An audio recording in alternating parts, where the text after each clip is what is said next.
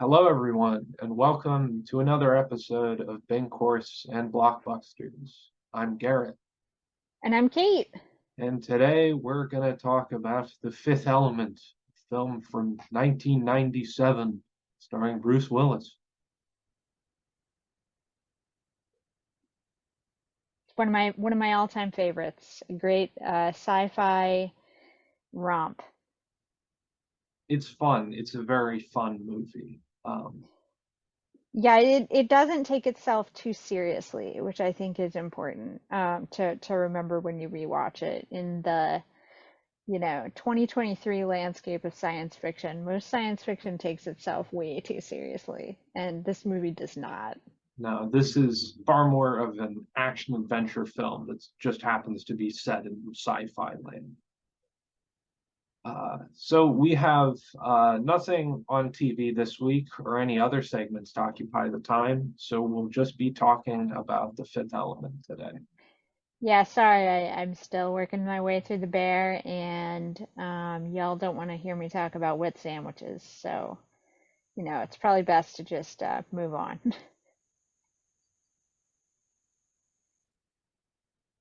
So this film, The Fifth Element, was released in 1997. It was written and directed by Luc Besson. Um, So if you remember a few episodes ago when we talked about 3,000 years of long and like having these stories and worlds that exist in your head and like having these realities that you play in. This is one that Luke had been playing in since he was 16, and he apparently in high school he'd written or drafted some stories in this world, and then 22 years later, he was able to release that and put it into a movie. So these worlds that you create, at some point, maybe a long time later, we'll have an outlet for you to explore. Yeah, and I think that it's very unlike a lot of science fiction movies. This one, the world is like the vision is there. Like you can feel the world that you're in. Everything is very cohesive when it comes to the art direction, the costumes, just the way that the world works, as far as like the level of technology they're at. And the politics and those kinds of things. It's a very easy to understand world, and I mean I saw this movie when I was a kid, and I might not have understood everything about what was going on, but it was all very accessible because of the well-roundedness of the world that he built. And it's interesting to hear that this was something that he'd been working on for a long time because it feels that way. It feels Yeah, complete. It feels mature. The world is mature. yeah, it's certainly not one of those sci-fi worlds that needs scientist man to explain a core idea of it. It's very simple. We have like, futuristic skyscrapers, flying cars. There are also aliens that kind of live among us and that we interact with. And none of it's treated as being, crazy or out there. This is reality to everybody. Yeah. It doesn't have a lot of heavy themes. I mean, there's a little bit with capitalism and like job creation. There's kinds of themes, but there's no real racism. There's no I mean, I guess there is with that one alien group, the ugly ones, but Well, they can like turn into anybody. They have face shifting powers. That's kind of extreme. That's kind of scary. so I actually thought that the sh face shifting powers was maybe not something inherent in their species, but more something inherent in like a technology that was added, but I could have just not been paying attention. I it seemed to me like that was something that all of them could do, but Okay. I again, it's not explained. It's just something you kind of roll with. Yeah, Um, yeah. And I think that's when we're talking about this movie and we're going forward, like that's kind of how you just have to take this movie. It's not deep. It's not meant to be deep. You know, especially as opposed to something like Interstellar or Yeah. Alien or, you know, many of the sci-fi movies that happened in the 2000s where you have like Mission to Mars and Red Planet and all those, and like Apollo 13. All those movies are very deep. They have like lots of science. They have well-rounded concepts and, you know, all that jazz. But you know, this is not that movie. It reminds me too a lot of like in Chronicles of Riddick, where, you know, there's just a lot of stuff that you just have to like be okay with. Yeah, yeah, it's a part of the world is you get past it. Yeah. Um, so this movie came into being after Luke Besson's previous success of Leon or The Professional in some things, and this also established a working relationship with Gary Oldman. Now, I love The Professional. Have you seen it? Yes, Okay. I enjoy Yeah. it very much. Yeah, and Gary Oldman as a character. I mean, I remember at some point like watching this movie in the early 2000s and dad being like, "Oh, you know that's the guy from Batman, right?" And I was like, "What?" He's like, "Yeah, the cop from Batman." I'm like, "No," because like Gary Oldman and you know Sirius Black, like blah blah blah Yeah, blah blah, you know all the characters that he played. You know, I often like when he was in Oppenheimer. Like if you don't tell me it's Gary Oldman, I do not realize it's Gary Oldman because he really can embody a character and like shape shift into, you know, whoever he's playing. yeah, he does a fantastic job transforming into most of the And roles this that he's this is a in. great character too, and the haircut, amazing. There's so many good like styles of the characters, even the like extras of the like stewardesses on the planes, Hmm. or the scientists with like the weird wires and shit around their head. Like there's so many little things that just I enjoy about the design of the world that makes it feel a whole lot more like realized and interesting. Um, Yeah, in one of the early scenes when the one with LeeLoo, you know, coming into being in that, you know, tube thing, I noticed right away that the like bed of the machine that she was being brought to life in was made from like a holographic gold vinyl. And I was just like, that is the best touch that I've ever seen in a movie. Because it's just so dumb. Like, no medical device or scientific device would ever be made of holographic gold vinyl. But here we are, and it's wonderful. yeah, it makes it seem so like futuristic, which is, Hmm. it's part of the vibe that the movie gives off, and all the technology and all the set dressing And that it's like very 90s. Like this movie is a child of the 90s. And I mean, I know that you weren't a child, that you were born in the 90s, but not a child of the 90s like I am. But like yes. this is like so quintessential 90s. Like the outfit that LeeLoo wears throughout most of the movie is just it's so 90s. There's just so much 90s about it. And I'm really like looking back, you know, 20 some years later at how much this movie embodies the 90s moment is really incredible. Yeah, it's certainly a product of its time. Um, I think if you were to take this same concept and make it now, they try to make something that's a lot more like Interstellar, which has Hmm. a similar theme, I would say. Um, which is weird, being that they're two very different science fiction movies. But uh, What the like I apparently don't recall how Interstellar resolves if it's the power of love saves the world. it it kind of is part of yeah, this is something that I think is really hokey about Interstellar. Is a part of the theme is just like, yeah, like your love for the people in your life and your support of them like transcends all laws of time and space, which is really goofy, but it, it's there. Okay, well, I guess I'll have to rewatch Interstellar because I don't remember that at all. Well, My little goth heart blocked it all out. yeah, that's fair. That's absolutely fair. I was just too focused on whatever was destroying the world so that we could only have corn. I don't remember, but I remember the corn.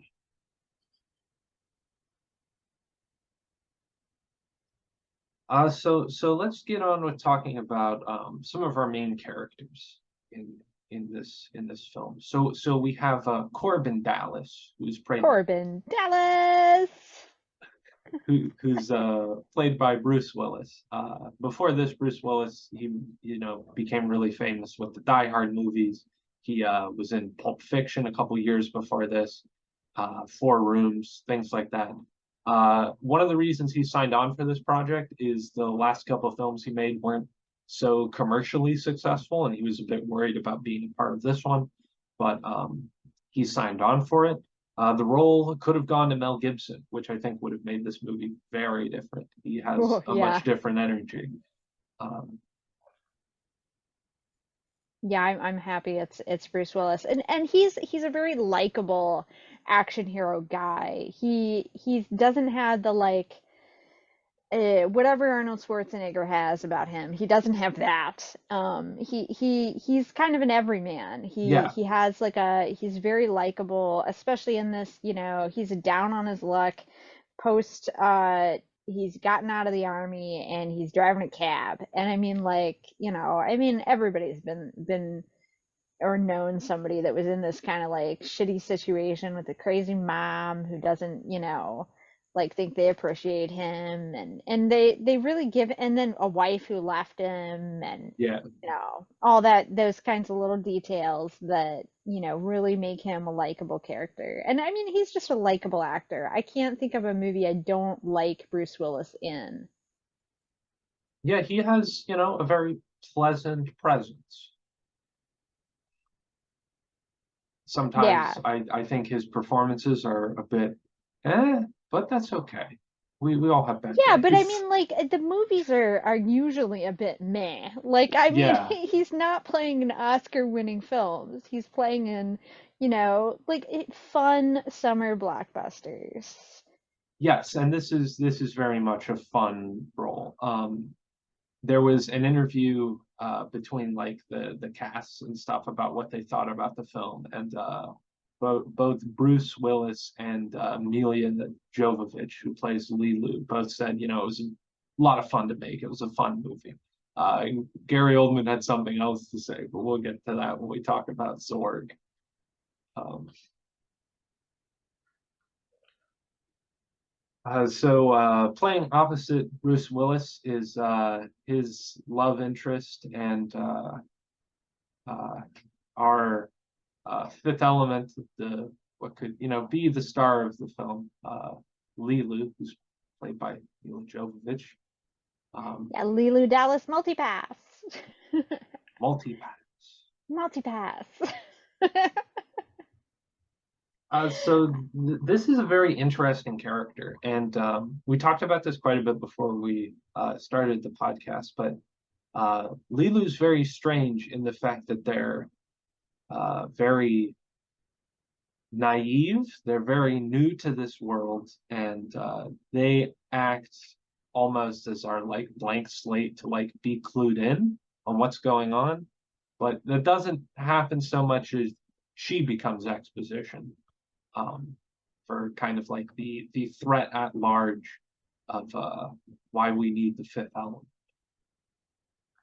Yeah, so through reasons that don't really get explained, um, a portion of her is survives a attack by the aliens, um, and that they are able to recreate her using this machine, the Upformation golden holographic vinyl machine. Um, and she, wakes up in this machine surrounded by these scientists and, a douchebag army guy. Yes. And she very quickly, asserts her strength and ability to get out of that situation. And through a series of, great scenes, she runs into Korben Dallas. Drives a flying taxi cab through New York City. Yeah. Yeah, and LeeLoo is such an interesting character because, like, she's an icon. Like, I'm sure that you've seen somebody dress up as her for Halloween. Like, she is, uh, like visually a huge part of this movie. She, as the movie goes on, because she wakes up, she only knows the divine language, and I use the subtitles to watch this, so like whenever Yeah. she's talking, it just said speaks in divine language. Yeah, so apparently the divine language was something that Luke had written before. He'd written like some of the words and language, and him and LeeLoo would either like write back and forth or talk back and forth to try to make it seem more, less scripted, more fluid. Okay, and more Which, real. yeah, more real. And it comes off as that. Like it doesn't Hmm. feel like they're speaking gibberish because you could, just like make up things. But, it has a unified sound to it. It has a feel to it when she's speaking it. So, Yeah, it if they works had in that. used, yeah, if they had used some a not very well-known language, like a real language, I would have believed it. Mhm. It does feel that real. Yeah, I feel like it helps ground that, in the story at least. It helps. So there are a couple tropes that we want to talk about in reference to her character. Yep. One So, that we've brought up several times on the show before, which yeah, it, is, it feels like it's our like podcast friend is the manic pixie dream girl trope.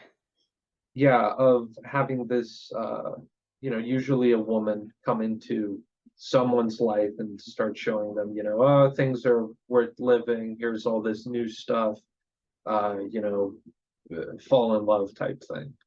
Which, Yeah, yeah, and she's not quite this, and which I think no. is good, because while she does literally fall into Corbin Dallas's life, and she does turn it upside down, the plot actually uses, his military background, which I'm glad that they insert, because so that it's not just like some guy who drives a cab, being not good at shooting things Yeah. and doing all the things that he does and later on in the movie. So he has this very extensive military background. And he's having a rough time in his life, but she doesn't fit a lot of the other, little things that a Manning Pixie Dream Girl does. Like she isn't, you know, doing weird stuff. Yeah, she doesn't have the notebook or the music or the eccentricness. In that way, it's very, you know, Yeah, her eccentricities come from, more of just like not understanding that the way the world works. yeah, And, there's several scenes where she like just starts like stripping off her clothes and changing in front of people, and they all, like quickly turn away, which I think that that's an interesting, reaction. I mean, I appreciate it, and like, but she's just so naive that she doesn't realize that she shouldn't be doing that in front of these men, which is interesting. yeah. So this was a catalyst for another creator, pop culture detective, who identified the trope of born sexy yesterday, which is this idea in sci-fi and anime and different media of there's this naive woman who may be constructed, like in the Neutron, or might be somebody who's like outside culture or less developed, like in Planet of the Apes, who takes up with our action hero and is, seen as a sex symbol, more or less, like of just that kind of like blunt attraction, which is strange. Well, I think that on its surface it's strange, but I think when it comes to, like the idea that, men want, a Stepford housewife that's made of a robot that, just caters to whatever they wish and doesn't really have thoughts or, God forbid, feelings. Um, Yeah, who wants those? yeah, I mean, I think that is certainly I don't know, a fantasy or something that some people have. And that's probably where a lot of these kind of like super not I don't want to say shallow, but naive characters come from. Yeah, it comes from, some kind of male fantasy of wanting control and looks and not really wanting, somebody that can challenge you, let's say. Hmm. But I think that that's where, like, while I agree that she fits in that category in a lot of ways, she also is a divine being that shows that she does know things. She does know how to, use, I don't want to say like karate, but She learns like martial martial arts. Yeah, arts, yeah. I mean, even from her initial escape from the little, machine, she's capable. She can yeah, fend for herself quite a bit. It's not yeah. until she gets injured by overpowering force that she needs Bruce Willis Hmm. necessarily. Well, and maybe that is part of her flaw too, is that she thinks that, as does Corbin Dallas, they both think that she's going to be fine and that she can take on these people and she doesn't need help. Um, and that she's the divine being and the key to it all and that she can do it by herself. And I think that um, that is certainly a big, crux of the movie is that she does need him and he needs her. But why he needs her and how he falls in love with her after 3 days is mysterious to me. It feels a bit contrived. Um, there's a scene early on when Bruce Willis he takes her to Cornelius, who is played by Ian Holm, Yeah.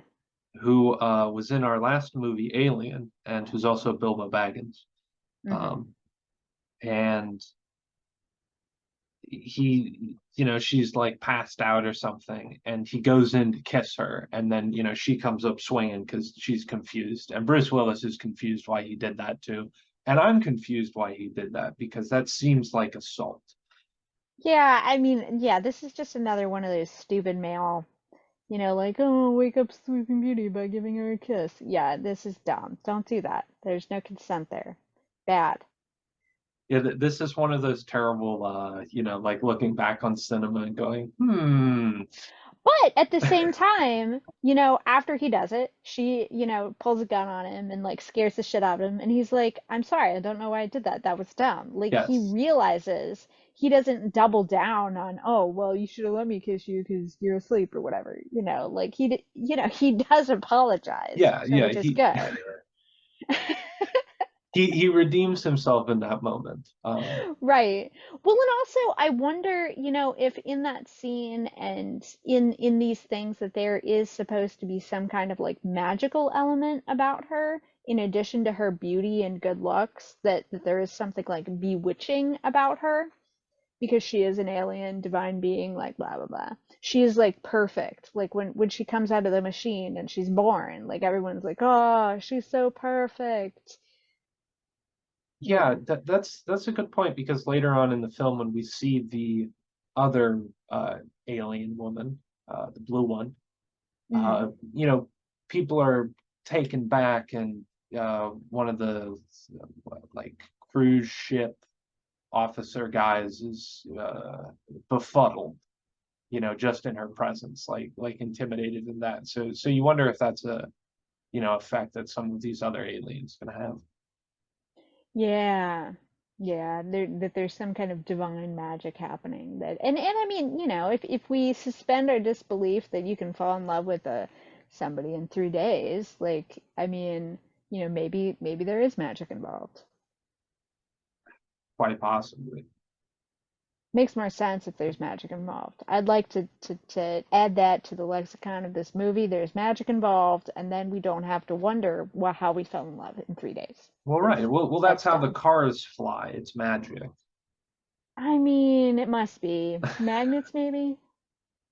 Yeah, it's the new superconductor we found or something, or whatever the aliens are flying around in. I don't know, but I sure wish we had flying cars. Yeah, speaking of things the industrial military complex definitely has, we have that stand-in and Gary Oldman as Zorg. Zorg, like Uh, the perfect villain, really. With that Honestly, haircut yes. and that facial hair and that shiny polyester shirt. He also has big boots that we don't see in this picture, but you know that thing.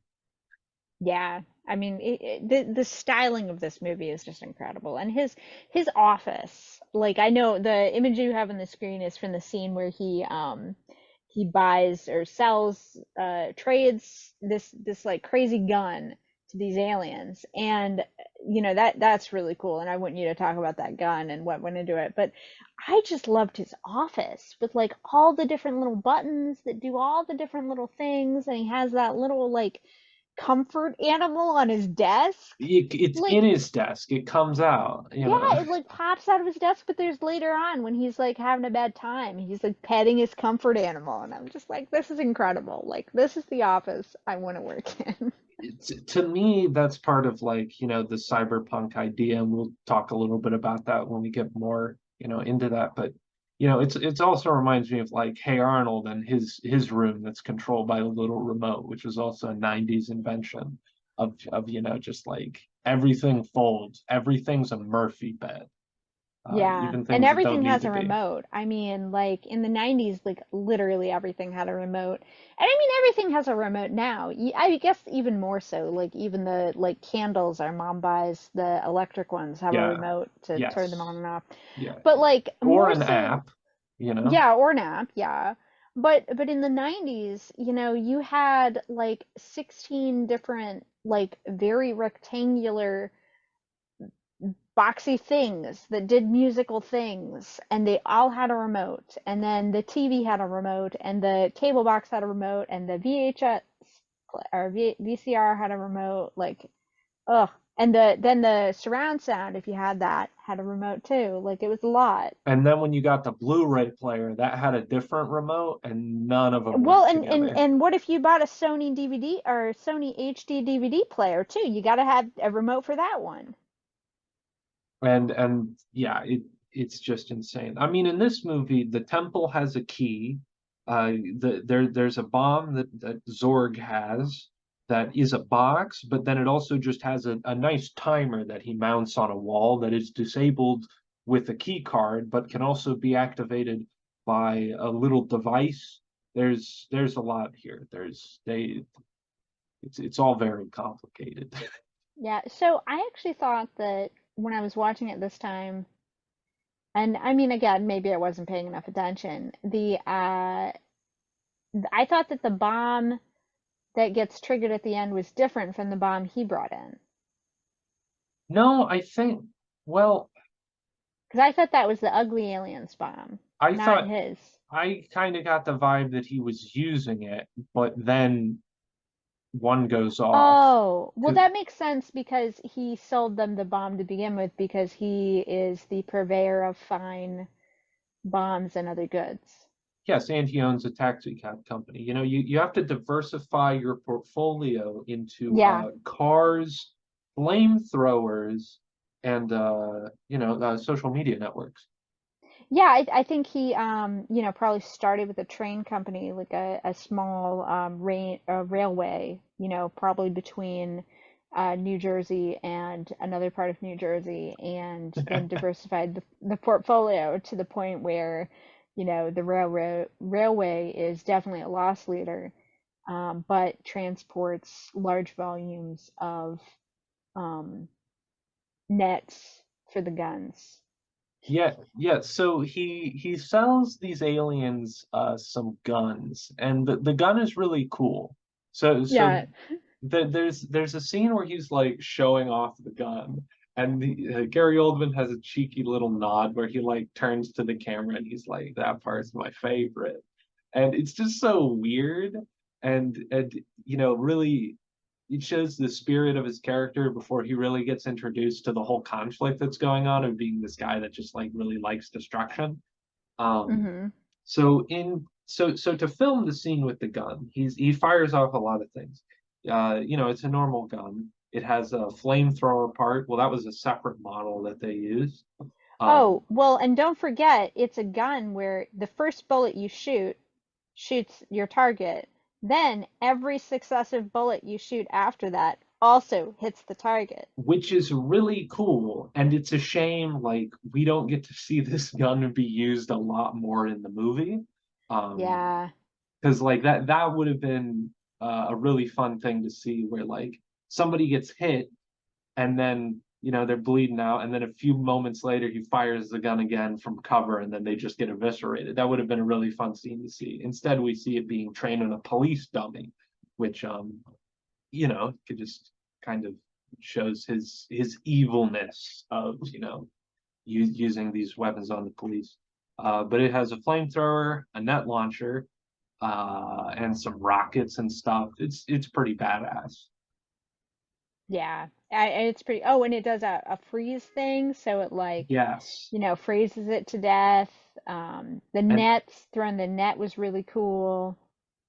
it, it's such like a fun bit that they do in the movie that I wish they used. I wish in the final confrontation all of the alien goons had them, but Gary Oldman neglects to tell them there's a self-destruct button on it for some reason, and one of them presses it and it ends up scarring that alien up and turning them against Zorg because they failed him at retrieving the stones. So there are MacGuffins in this movie that are meant to stop an ultimate evil, and one of those is LeeLoo, who's the fifth element, and then the other are these rocks that represent four other elements. And Gary Oldman's after the rocks because he wants the rocks to allow the ultimate evil, which is a planet moon sized mass of something that Blob. scientists It's are. just a blob. It's the thing from Star Trek 4, um, just in sphere form. Um, Wait, the whales? yeah. So in Star Trek 4, there was like this big log of space stuff that came in, and then wanted to talk to the whales, but we killed them all. So Oh, they yeah. they have to go Hmm. back in time and get the whales. Yeah, but this one wants the stones instead. Well, it wants it might want the stones, but more importantly, I think it wants the stones not to be in the hands of our good guys. Yeah. And it's made some kind of deal with Zorg as the ultimate weapon to destroy life. And maybe Zorg thinks he can control it, but it seems pretty obvious he can't. It's like he's making a deal with the devil. He's gonna lose. Yeah, which is really dumb if you're a railroad baron. Like you really want to just manipulate the politics from, your high castle and, not destroy the world completely. Because destroying the world completely means no more profits. Yes. Which is something we hope the real life Zorgs start to understand. But they probably won't.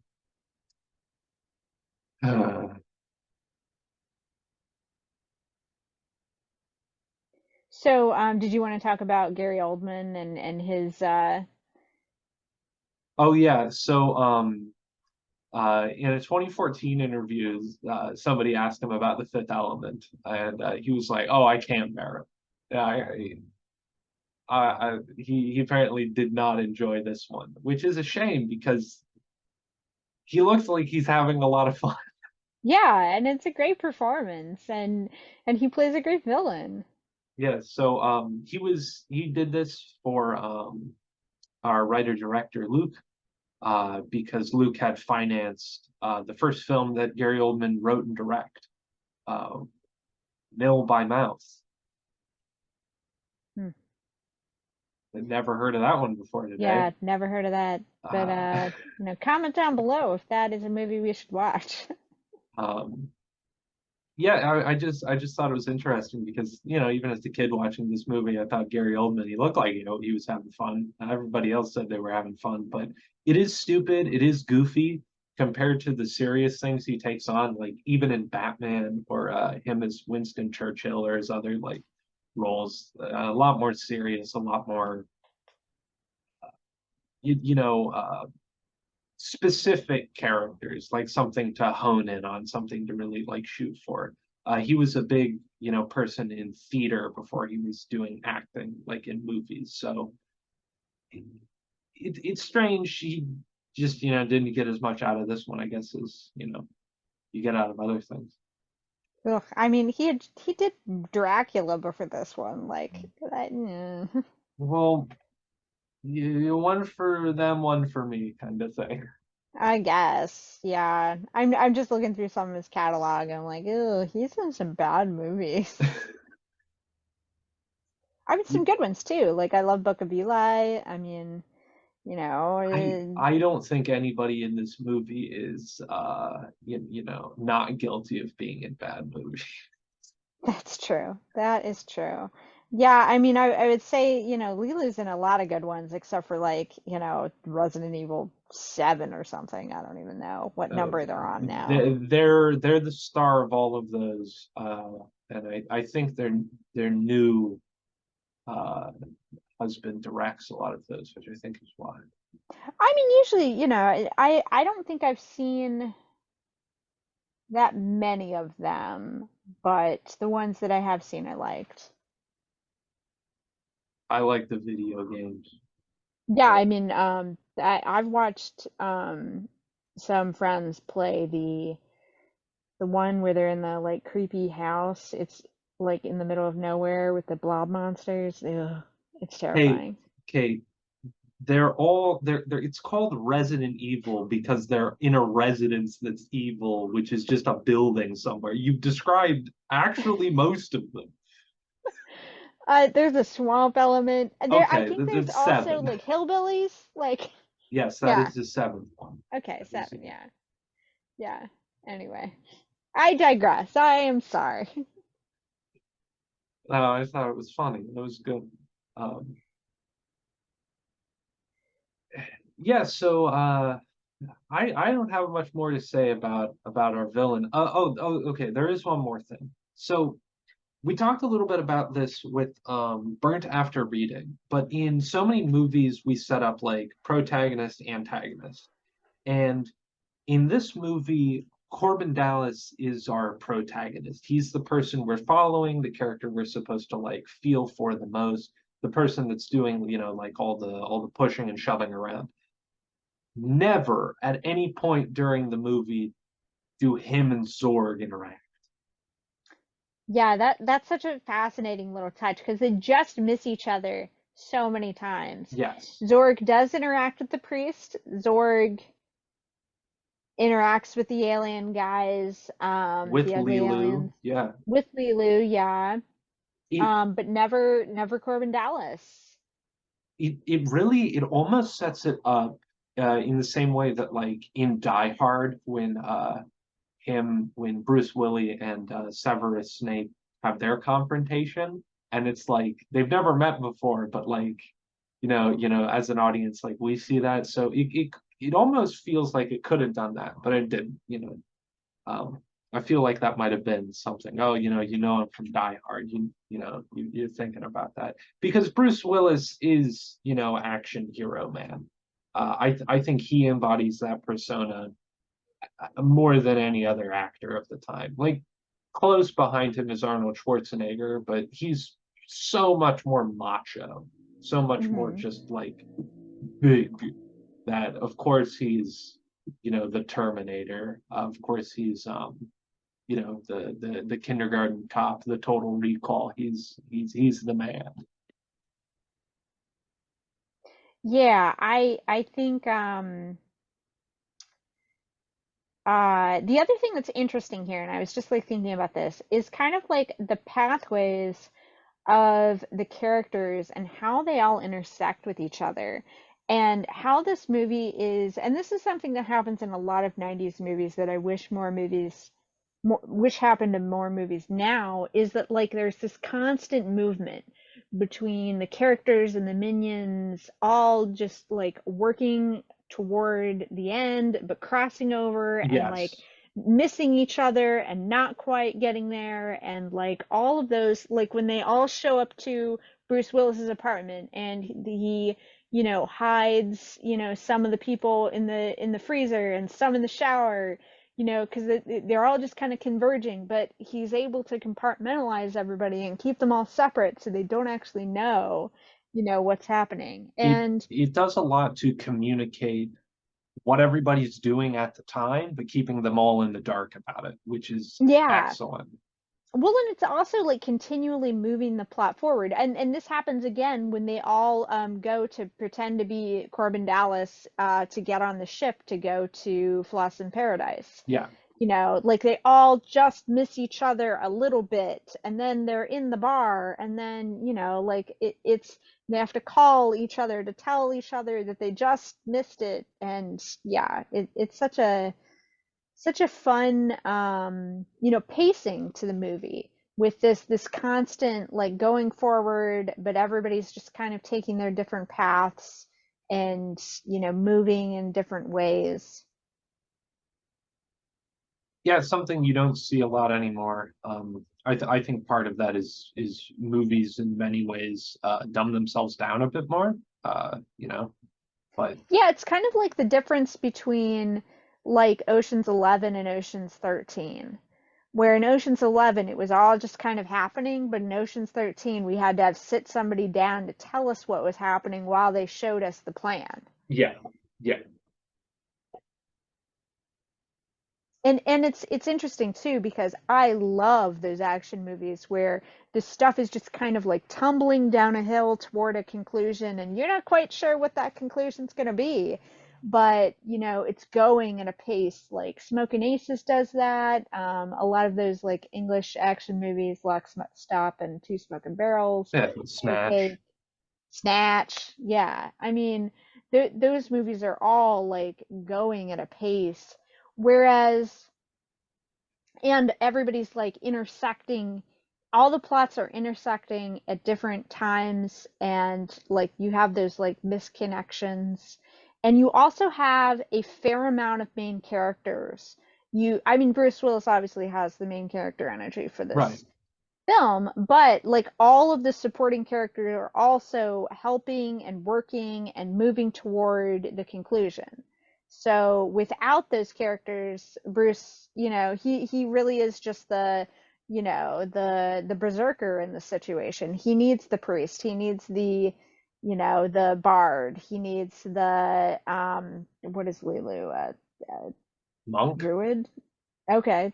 But we already had a priest. I don't even know. Like, yeah. In this Yeah, yeah. D&D party classification is odd. There's some multi-classing going on. Yeah. Yeah. Um, yeah, yeah. Divine being. He needs, the military authorization. He needs the winning tickets from Ruby Rod. Yeah. Well, and Ruby Rod is a hell of a guy. Oh, absolutely. So that can transition us nicely into like the whole cyberpunk themes that go on. So the musical essence, the grim dystopia, the giant skyscrapers, the separation of classes, all the trash everywhere at the airport. It all does so well to fit us into the cyberpunk vibe. Yeah. Well, and I mean, as a kid, this was the future that I expected we would have. like in fashion, like high fashion and like whatever on TV, you would see the, holographic vinyl print and the silly clothes, and you're like, oh, that's what it's like when it's going to be like when I grow up. There's going to be flying cars, and you're going to be able to buy noodles from a guy on a boat who comes up to your window, and Yes. like why can't we have that? Like why haven't the railroad barons diversified into this portfolio? Yeah, it's such a fantastic setting that so many movies of the time like start to capture. Like Blade Runner is probably the biggest example of like a cyberpunk world. Um, that's a lot darker. Luc Besson, he didn't want this to be a dark and dingy sci-fi film. He wanted it to be, bright and cheerful and, part of going to space and going to this resort planet. Definitely like added to it, and all of the colorful characters and design, like, that helped get it to be a bright and fun movie. But there's still the seedy underbelly of the fog-filled New York. There's still these like aliens that are like meshing into society and can impersonate people. Like there's still a lot of those cyberpunk elements that really work to build out this world.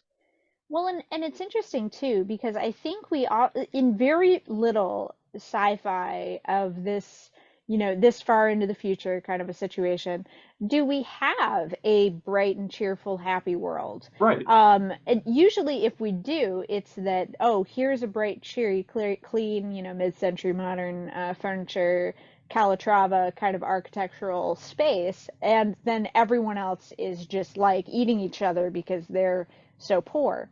Um, but the one example that I can think of that doesn't have that kind of like disparagement in its bright and happy sci-fi world is there is a couple um, places in the new Star Wars series where I won't spoil anything, but there are a couple settings that do give us some nice vacation destinations that maybe aren't perhaps the worst places in the world or in the universe. And I mean, I do think that they've tried to maybe have a little more of that kind of a like more positive vibe. Yeah, well, I think it's very easy to fall into the trap of making a dystopian hellscape. It's simple. It's very Yeah, simple. it's Having dirty. It's just full of tubes. You're Yeah, good. yeah, dirty tubes, pipes, wires, and shit. And then it's very easy to make something that's like ultra modern, because that's just squares. Yeah. Making Well, and, something in and the other between is thing, hard. like District 9, like they filmed that in South Africa. Like it was real. So like what are we doing here? If the sci-fi future can be filmed on the planet, like we have a problem. And it's not Dune. Like Dune, you can film anywhere. Anyway, that's a desert. It's good. But like yeah, this isn't, yeah, that's the problem. Most science fiction is either filmed in a Calatrava bridge or in a shanty town. Like, yeah, maybe we should branch out. Yeah, this has a mix of both though, and I feel like Yeah, it and they're works together. more. And Yes. this is in the 90s where, the richest people in the world still have to interact with the rest of us in the airport. Mm-hmm. And there's a strike, go labor. Go labor. Yeah. So something interesting about this shot is I think in the center of the screen is the spaceport that they fly what is more or less the space shuttle out of. But on the left, I think that big tower is the Statue of Liberty, and then behind it is like Manhattan, and they've just drained the the New York Bay, and Oh. New Jersey's over there on the left, because you see these really tall bridges that go in between it. I think those are the bridges that connect to Manhattan. Um,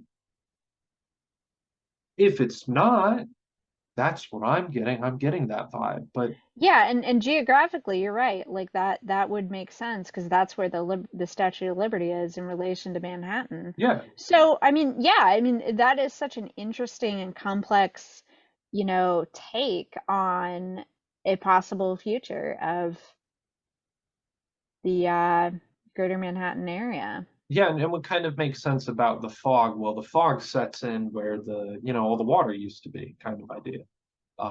Maybe we figured out how to just like freeze more ice or something, and we really lowered sea levels a lot. Or they got some Dutch people down there and built some dams or something. But at any rate, I think it's interesting world building that is communicated to you at a visual angle, and there's nobody that's explaining to you something that would be common knowledge or happen 100 or 200 years ago to these people. Yeah, I really like that it really leaves it all up to you to imagine and to like explain how the world works in your own mind. And I mean, it as we said, it's not that deep that you need to figure it out either. But I mean, Hmm. it's fun. Like it's fun to think about it. And I mean, this is a beautiful image of a future New York. Yeah. So many of the visuals in this film are very pretty, and I don't know how much of it was necessarily CGI. Some things like this shot look more like matte paintings, which were used a lot in movies at the time. But it's possible this could be. I know they used tons of miniatures on this, and like the taxi cabs and stuff, those were real. CGI wasn't at the point where they could just make everything CGI, but a lot of the like flying cars and the skyscrapers and like those looks definitely were. Um, it would be interesting to know exactly what was and what wasn't, but I couldn't really find that. So sorry, viewers. Yeah, I think that, there's enough in it that you can see, they made the costume like you can see where the budget went in this movie, and it went into costume and it went into set design. That's for sure. Yeah, especially at the end where we have the big shootout in the big ballroom that's a huge space. um Bars and stuff get shot up, things explode, there's the hotel rooms and things like and especially Bruce Willis's apartment is just a great location full of all the Murphy bed doodads, that it's like, yeah, I'm glad that they spent time developing the spaces that we were going to be in. Yeah, and it's another one of those situations where, there are a limited set of sets, and like Bruce Willis's apartment, you spend enough time in it, you understand, how it works. Like the big action scene takes place mainly in one room. Yeah. The other thing with like this spaceship I thought was interesting, and I noticed because this is something we talked about, is that, they never show people walking, you know, through any of the hallways except the one right outside their room and the blue lady's room. Well, yeah. Like, so it's just like they appear there, like, or near the bridge. Like they just appear there, and you just assume they figured out how to get there. You don't have to like follow them around looking for, where the room is. Yeah, they're not like being chased around, so it's not like an Alien where you can reuse the same uh hallway set 30 times to frame Sigourney Weaver running around. You don't really need that in this. Right.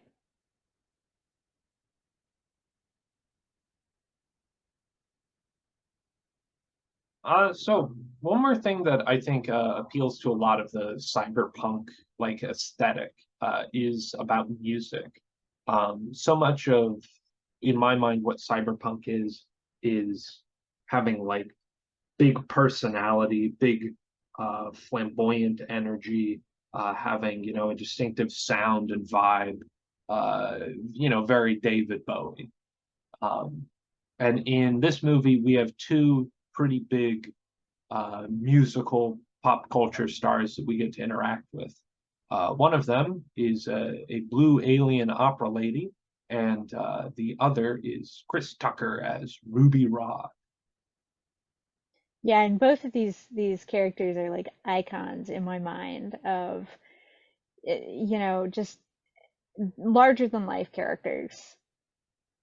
they have such a presence and reverence being spoken about them throughout that Hmm. gives you just a great indication of who they are without saying like their accolades.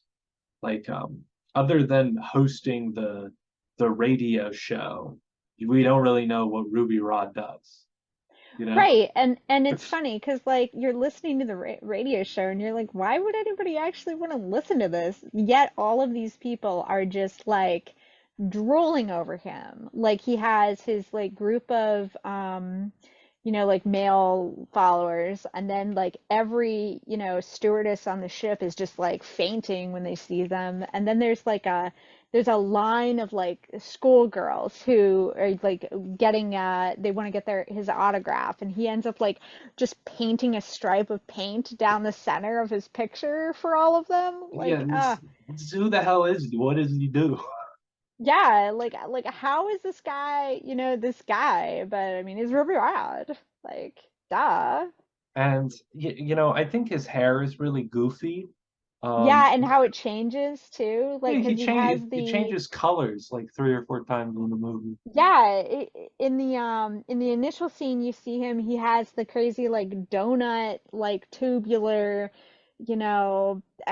slightly phallic hairstyle, and then he has later on like three like and that was bleached blonde, and then later he has like dark like these three like bun things on his head. Also, the effeminate costuming is amazing. Like we haven't talked about any, trans characters or whatnot in this in the podcast, but he has an effeminate look to him, and like seems to dress as a woman, but is also seducing women. So it's just like the future's wonderful. Like this is the future liberals want.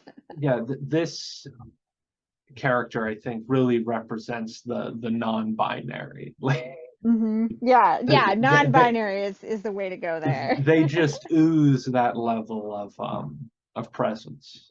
Yeah. And apparently sex appeal that appeals to everyone.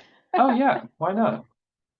Yeah. With the most annoying radio show to ever happen. Oh my God. Like, It's can you just imagine listening to that? it would just be awful. Like even in the movie, Bruce Willis is immediately annoyed, and it Uh-huh. never lets up because No. it is annoying. But it's uh, we're ones to talk because we're now media personalities, but there are a lot of media personalities in media that's absolutely annoying, like Ruby Rod is. Well, and I mean, at the same time, like Ruby Rod's an endearing character for all his faults and all his like like like he spends most of the movie just like screaming ah. But like, imagine for a moment if you're listening to the radio show and they're like, "Yeah, tonight we're going to the opera," and then a terrorist attack breaks out. That would be the best performing radio show that there's ever been, like no This doubt. is true, and then you just hear some guy saying, Corbin, Corbin, Corbin, my man. Ah! Like, it's just amazing. Yeah. So we also have the opera singer who is critical to the Yes. plot, which both the media personalities have to be in our cyberpunk world. Um, Inside the opera singer is the elemental stones because they couldn't be trusted with anybody. The ship, blew up, so we have to diversify where we're hiding our MacGuffins. Um, and so this opera singer, as the actress was played by uh, Mia Wynn, who is Luke Besson's current wife. During the production, at some point, they got divorced, and then he went and married LeeLoo, which is weird, but I think is a theme we're going to see in a lot of movies when we talk about the behind the scenes productions of these things just turning into people getting in bed with everybody, which is Well, one of the more disgusting things about Hollywood. yeah, and I also think that in Hollywood they're and I think this is a product of just like paparazzi culture and like us needing to know everything about Yeah, whatever. is that, from the time of Elizabeth Taylor and like going back long time, I think Marilyn Monroe even had some divorces. Like Hollywood stars getting married and divorced in rapid succession, having, like just an excessive number of marriages and divorces, way more than the average person. I just think that is a Hollywood thing that has definitely slowed down since the 90s. Like you don't see that as much anymore as you used to. And I think it's that, a product of social media and also like people realizing that maybe you don't need to get married. And there are less social pressures now for women to be married to, This is true. whatever. Even in the 90s, it could be seen as a way to, make a name for yourself, have career advancements, all sorts of things, having more security. Why not? Yeah. Well, and two, like women even in Hollywood don't get paid as much as men. And if you're married to the director, maybe you get paid more, or at least when you divorce them, you get half their money or something. I don't know. Yeah, Sign a prenup. That's a lesson I, there. again, at some point we'll have to find a budget for a movie and start to see if this is, an accurate way to talk.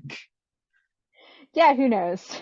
Um, so the opera that's sung in the film is real. It was performed by an opera singer called Inva Mula, and the opera was written by one of the people that worked on the movie. I believe by the composer Eric Serra, who in post had to edit together notes that were sung because the shift in between them was not attainable at the speed in the human voice, which I think further goes to like solidify this as like a mystical creature that can do, far beyond our understandings of humanity because they're doing things that a human couldn't do, which I think is the right way to go about having, alien music is to make it so it's not something a person, could pull off necessarily. Something outside of human culture, let's say. Yeah, and I think that that's good. Like I mean I'm not upset that they didn't, really sing the song because I mean it's a really cool song and Yeah, it's actually a song that I have on a couple of my playlists right now and not just soundtrack playlists. Like it's on, my more techno-y playlists. Because these it works. yeah, It's a good song. the soundtrack to this movie sold incredibly well. Um, and it peaked at number 99 in the Billboard Top 200, which is, kind of surprising. It sold 200,000 copies in just France, which, is kind of weird because movie soundtracks are, a strange way to consume your sound, but there wasn't a lot on here that was, you know, like pop culture songs. Like there wasn't much of that. So it made its own unique soundscape throughout the movie. Yeah. Yeah, and it's a fun one to listen to if you have, 40 minutes or so. Just turn it on Spotify.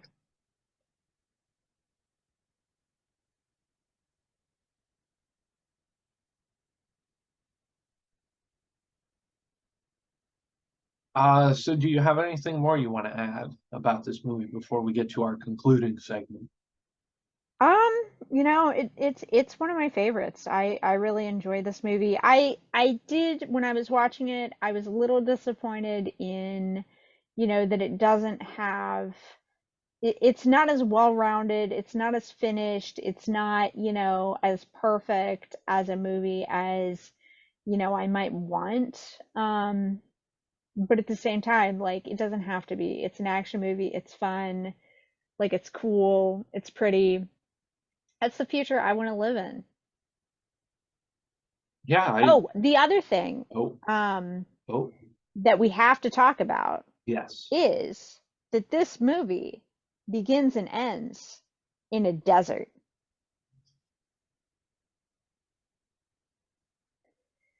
Because, Dune is in the Yes. desert. Yes.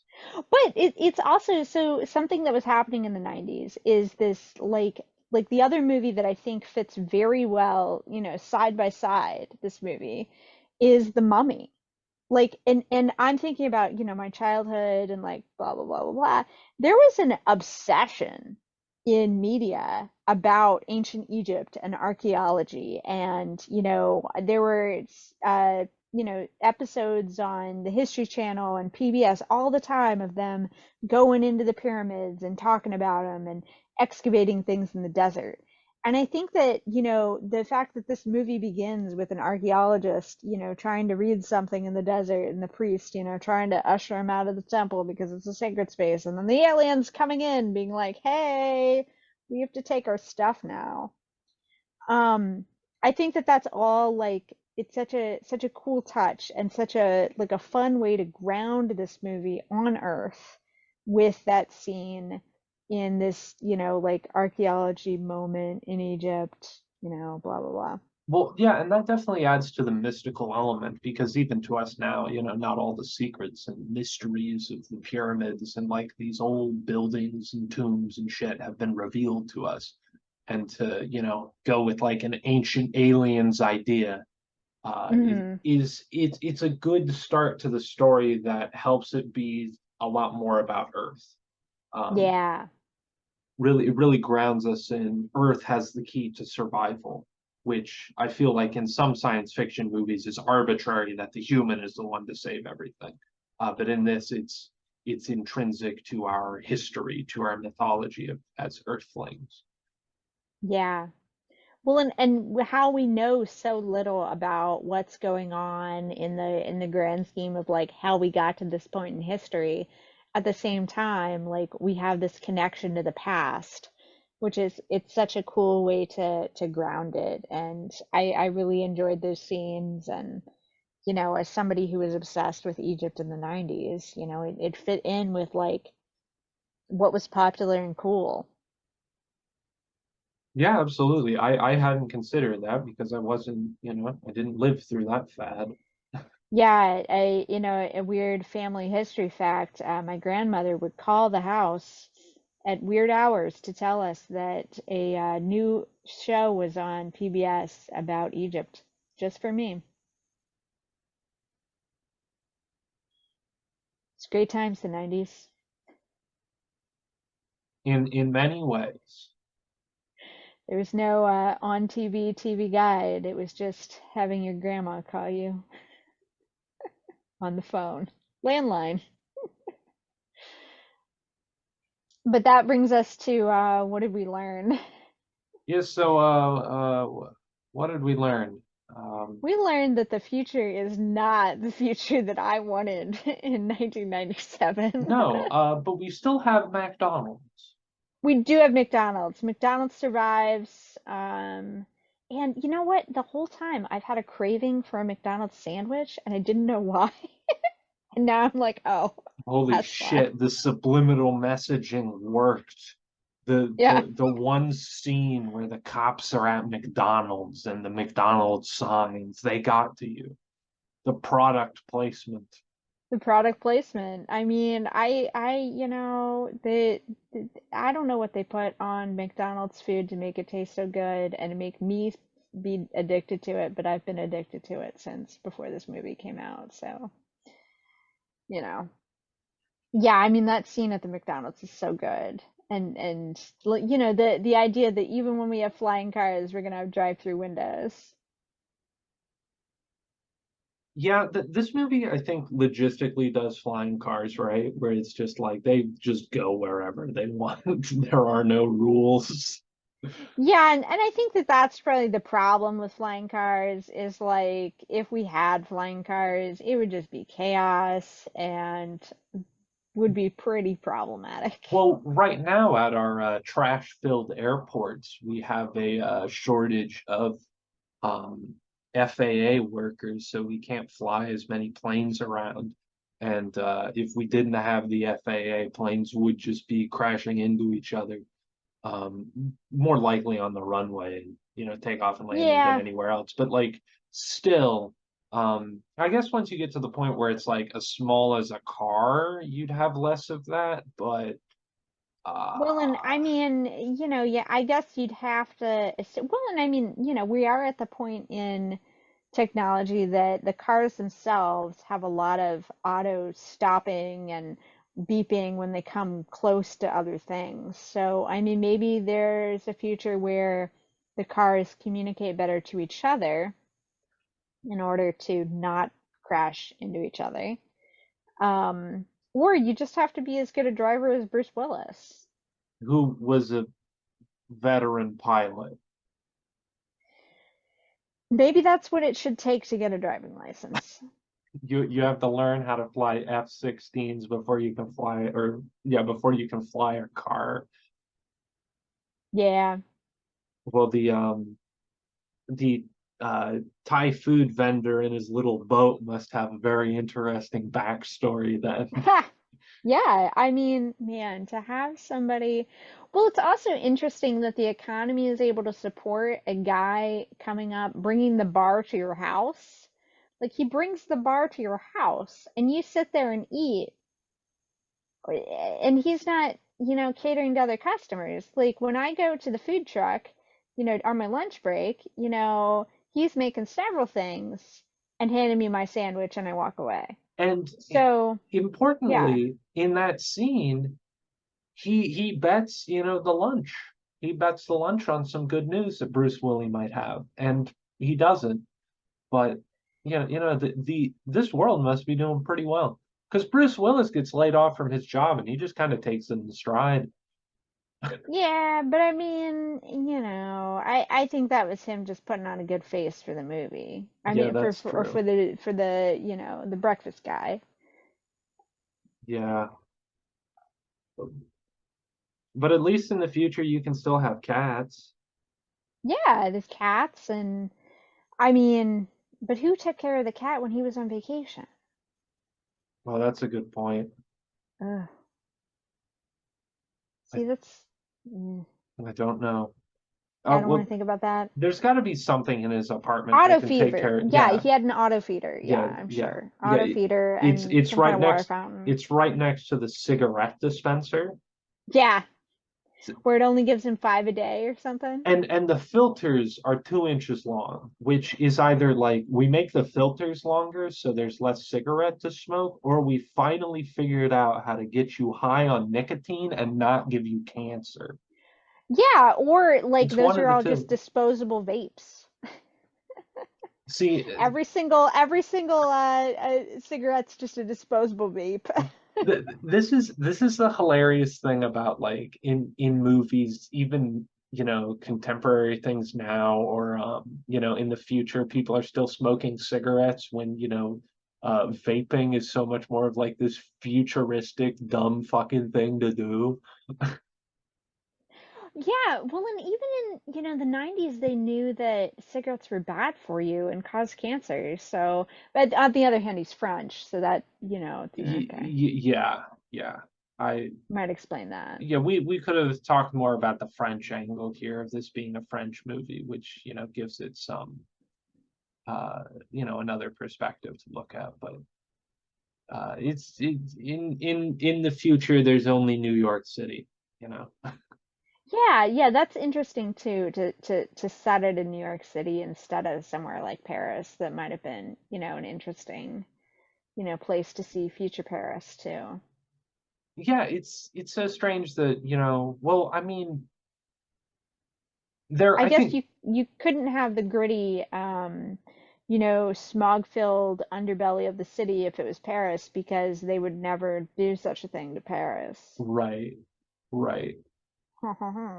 Yeah, well, I mean, New York City is got to be like the biggest megalopolis on Earth, right? Like, well, no, I think Tokyo's No. bigger, but Yeah, I was like, gonna say Tokyo, Shanghai, I mean yeah, I Dubai. mm. I have a very America-centric view. But I in mean LA's probably got more people. It's definitely bigger space-wise. Well, right, but like I'm thinking more of like, the New York has the skyscrapers, the grunge, the sewers and subways. It's already this like multi-leveled. Right, mass yeah. that Well, and also in the 90s, like New York was pretty bad place to be sometimes. Like, it was a lot of there was a lot more porno shops and theaters and that kind of stuff. And yeah. those are all gone now. So, it did used to be a lot darker. It also used to have a lot more violence, those kinds of things. Like we have definitely made cities themselves a lot safer, despite what the news might try to tell you, than they were in the 90s.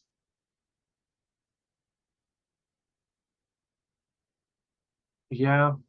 So I guess what we learned here today is We've been cheated out of flying cars. yes, we've definitely been cheated out of flying cars because our government is hiding the alien technology that's been around for 5,000 years. So Hmm. wait for another 300 when we get to the year that the Fifth Element takes place in, and we'll have flying cars, we'll have some alien buddies and alien enemies. We'll have this Gary Oldman will still be around. It'll be a good time. Yeah, yeah, I'm looking forward to this future. This is the future that I want to be a part of. I want the little boat, but I'm just gonna sell sandwiches. Yeah, yeah, you sandwich boat. I like that. Be a one person sandwich boat operation. It won't be stressful. You won't have to yell chef at anybody. It's good stuff. Yeah. I I, want the, apartment with the, retractable shower and the bed that'll make itself. Like, and be these are great things. sanitized. Yeah. And Yeah. and not covered in cat hair because it's covered in a layer of clean film. Yeah. The future where plastics are infinite and don't kill sea turtles. Well, if we drain the ocean, there'll be nowhere for the sea turtles to get assaulted by plastic. Mm, yeah. But also the future where there's still labor unions that can strike and not pick up the trash. Yes. Hmm. And cruises. We need to keep those because, Yeah, keep that the cruises. keep the Yeah. cruises. It Opera singers, uh, radio personalities. and the vast Zorg industrial military complex. Well, I mean, having a gun that will shoot nets is pretty cool. Yeah, flamethrowers are very badass. As last episode's action heroine, uh, Sigourney Weaver taught us.